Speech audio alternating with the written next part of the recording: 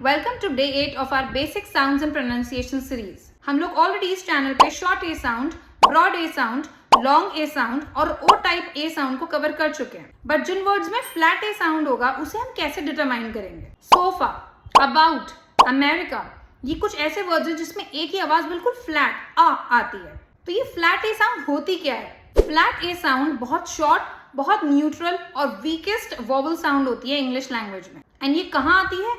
Unstressed syllables में। अगर syllables क्या होते हैं ये नहीं जानते तो मेरी पिछली वीडियो को देखो। तो रूल सिर्फ इतना सा है कि जिन वर्ड्स में दो या दो से ज्यादा सिलेबल्स होते हैं और उन सिलेबल्स में अनस्ट्रेस्ड सिलेबल के पास एक ही साउंड होती है, तब हम एक को फ्लैट ए साउंड दे देते हैं।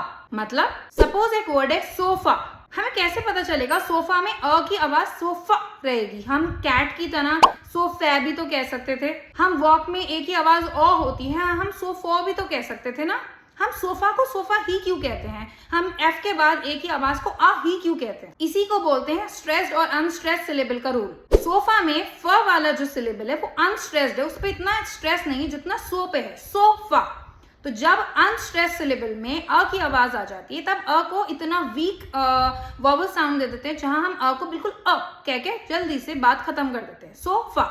सिमिलरली हम कहते हैं अबाउट, क्योंकि पहला सिलेबल है अ और दूसरा सिलेबल है बाउट जिसमें हम ज्यादा स्ट्रेस दे रहे हैं बोलने में। तो फर्स्ट सिलेबल अनस्ट्रेस्ड है, तो जहां अनस्ट्रेस्ड सिलेबल आता है वहां हम अ की आवाज को फ्लैट बोल देते हैं। सिमिलरली लास्ट एग्जांपल है अमेरिका, जिसमें 3 सिलेबल्स है अमेरिका। क्योंकि सारा जोर हम मैरी पे देते हैं इसलिए हम अमेरिका में अ और क में क को बिल्कुल फ्लैट ए साउंड दे देंगे। Subscribe to my channel for more.